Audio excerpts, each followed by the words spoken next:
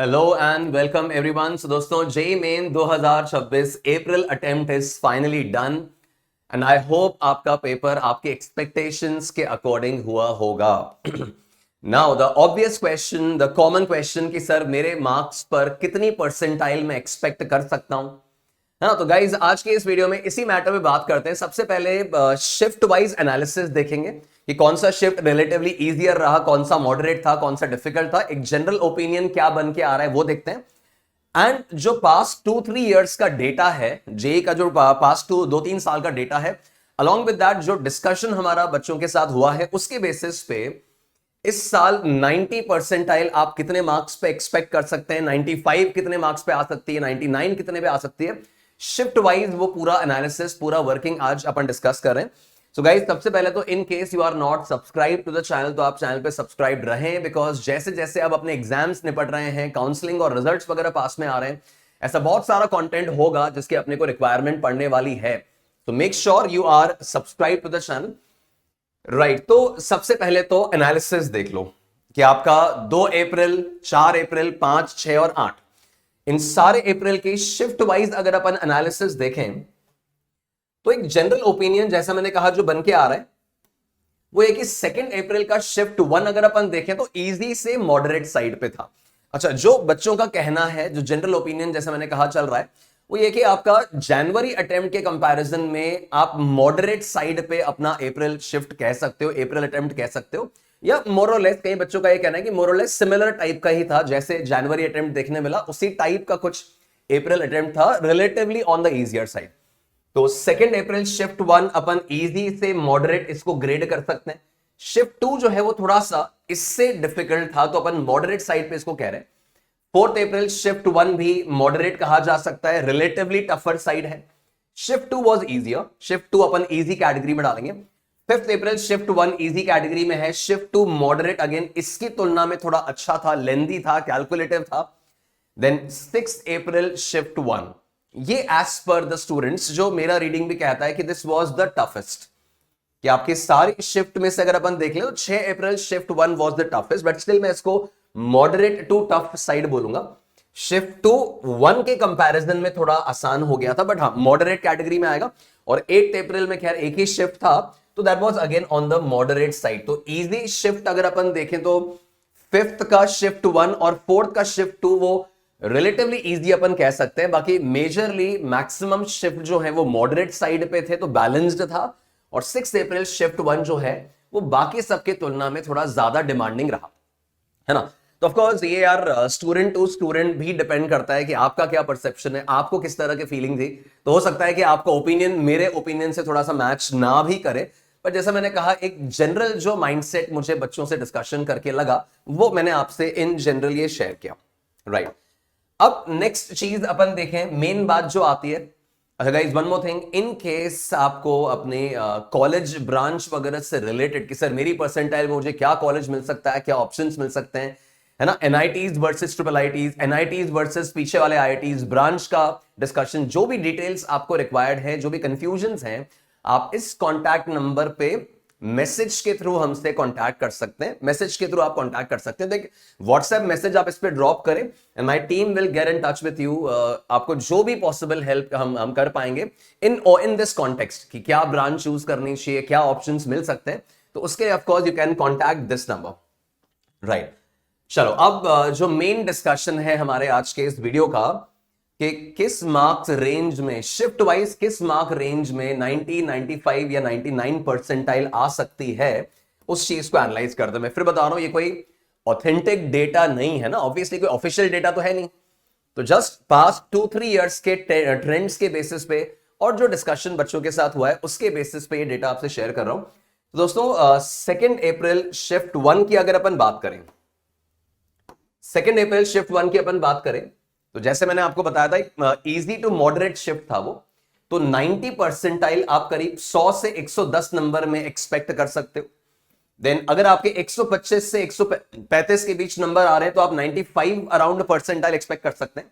और उसी दिन अगर आपका 185 के अंदर अंदर, लाइक 180 के आसपास आ रहे हैं तो आप 99 परसेंटाइल एक्सपेक्ट कर सकते हो 2 अप्रैल शिफ्ट 1। देन 2 अप्रैल शिफ्ट 2 में 90 परसेंटाइल 95 से 105 की रेंज में आ सकती है। 95 परसेंटाइल 120 से 130 के रेंज में यू कैन एक्सपेक्ट, और 99 जो है 165 टू 175 के रेंज में आएगा, बिकॉज जैसे मैंने कहा पेपर शिफ्ट 1 के कंपैरिजन में थोड़ा सा मॉडरेट साइड पे था, तो इस तरह से आ गया। देन 4 अप्रैल शिफ्ट 1 देखें। अब 4 अप्रैल शिफ्ट 1 जैसे मैंने कहा थोड़ा डिफिकल्ट साइड पे आया, तो 90 परसेंटाइल कम नंबरों पे ही दिखने मिलेगी। 95 110 से 120 के अंदर आ जाएगी। 99 जो है वो करीब करीब 160 से 170 के अंदर आप एक्सपेक्ट कर सकते हो 4 अप्रैल शिफ्ट 1 में। नाउ 4 अप्रैल शिफ्ट 2 90 परसेंटाइल इस रेंज में यू कैन एक्सपेक्ट। अगर आपके मार्क्स 130 से 140 के बीच में आ रहे हैं तो 95 परसेंटाइल के अराउंड आप लैंड कर सकते हैं, और 185 टू 195 अगर स्कोर जा रहा है तो यहां जैसे मैंने कहा था ये रिलेटिवली इजियर शिफ्ट्स हैं, तो यहां 185 से 195 आप मान के चलें फॉर 99 परसेंटाइल। ठीक है, अब फर्दर और शिफ्ट्स की अपन बात करें, एक स्क्रीनशॉट आप लेना चाहें तो इसका आप लेके रख लें, ताकि आप किस डेटा में फॉल कर रहे हो, किस रेंज में फॉल कर रहे हो, आप एनालिसिस कर सकते हो। फिर 5 अप्रैल शिफ्ट 1 की बात करें तो 95 से 105 के बीच में अगर आपका स्कोर है तो आप 90 परसेंटाइल में लैंड कर रहे हैं। 120 से 130 के बीच में 95 परसेंटाइल अराउंड बन जाएगी, और 175 टू 185 मार्क्स पर 99 परसेंटाइल अराउंड तुम पहुंच सकते हो।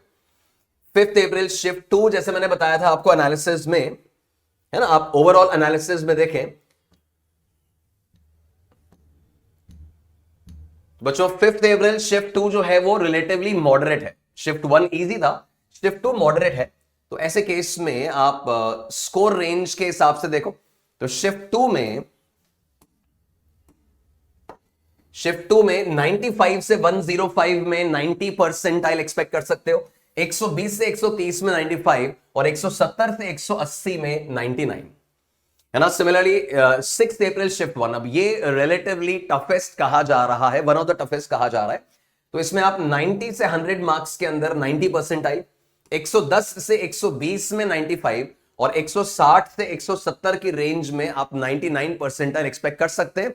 ऑफ कोर्स वेरिएशंस तो यार +5 -5 टाइप्स रह ही सकता है, बट ये एक एस्टिमेट मैं आपको बता रहा हूं कि लास्ट 2-3 इयर्स के डेटा से अपन अगर चेक करें तो मॉडरेट पेपर्स में कितने पे क्या परसेंटाइल बनती है, इजी पेपर्स में क्या बनती है, उस एनालिसिस के हिसाब से आपके साथ शेयर कर रहा हूं।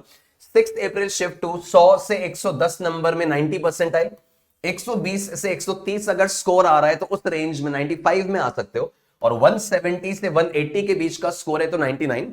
8 अप्रैल जो इवनिंग शिफ्ट था उसमें 100 से 110 नंबर लाने पर 90 परसेंटाइल, 120 से 130 अगर है तो 95 के रेंज में आ सकते हो, और अगेन 170 से 180 के स्कोर में आप 99 एक्सपेक्ट कर सकते हैं।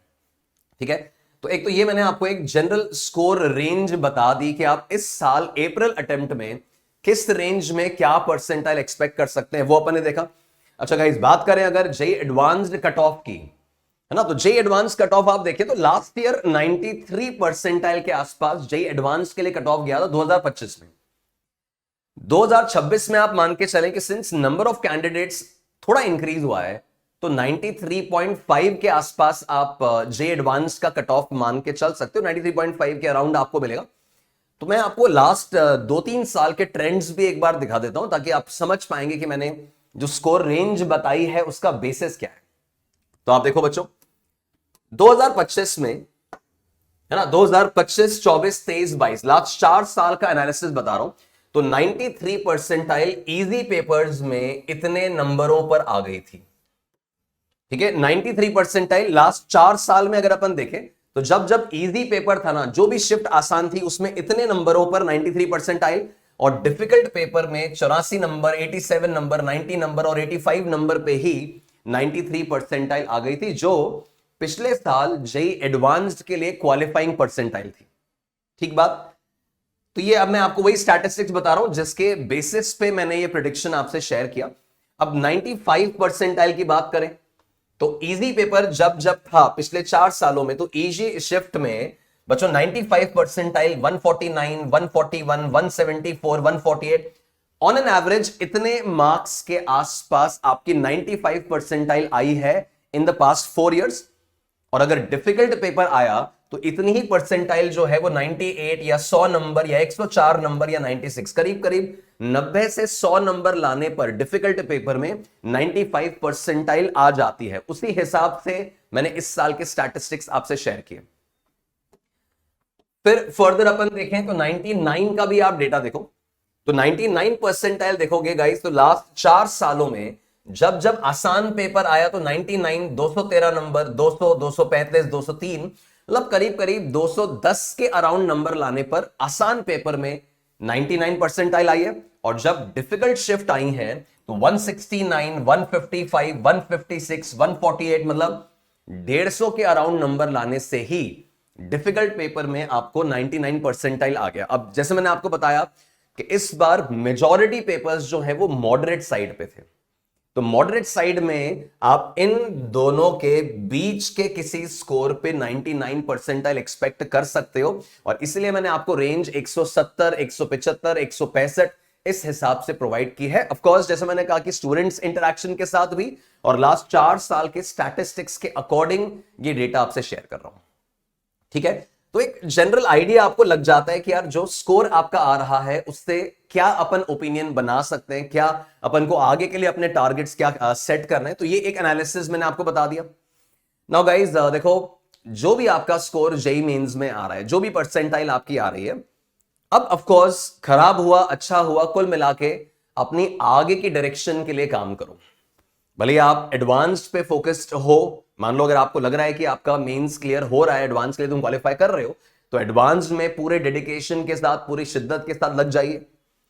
अगर आपको लग रहा है कि आप बिटसैट के लिए इंक्लाइन होना चाहते हैं, एडवांस किसी कारण से लैग कर गया है, तो बिटसैट के लिए इंग्लिश, लॉजिकल रीजनिंग, पीवाईक्यूज करने हैं ना, बिटसैट का भी एग्जामिनेशन वेरी क्लोज है।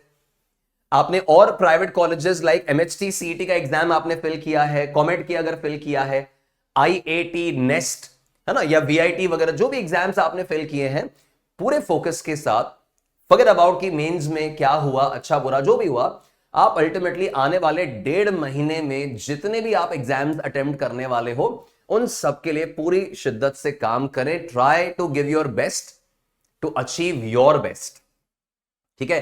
तो best possible college, best possible branch acquire करने की, अचीव करने की, टारगेट करने की कोशिश कीजिए बच्चों। मैं उम्मीद कर रहा हूं कि जो भी आपने एस्पिरेशंस बनाए हैं, जो भी आपके ड्रीम्स हैं, वो सब फुलफिल हों।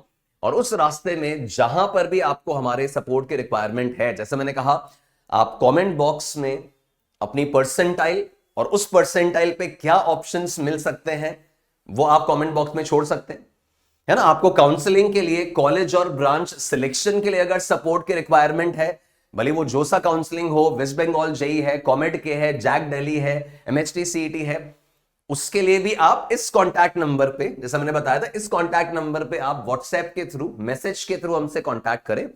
और जो भी डिटेल्स आप जानना चाह रहे हैं about your college, about your branch, about form filling, about anything, आप इस मैसेज पर, इस कांटेक्ट नंबर पे मैसेज करके हमसे कांटेक्ट में आ सकते हैं। My team will get in touch with you and will try to help you in all possible ways. दोस्तों अगेन जैसा मैंने कहा, मैं उम्मीद करता हूं कि आपको जो आप चाहते हैं, जैसे कॉलेज और ब्रांच की आपकी ख्वाहिश है, आप अपना बेस्ट, आप अपना पीक अचीव कर पाएं, मेरी यही कामना होगी। So wish you all the best, stay blessed, thank you, see you again.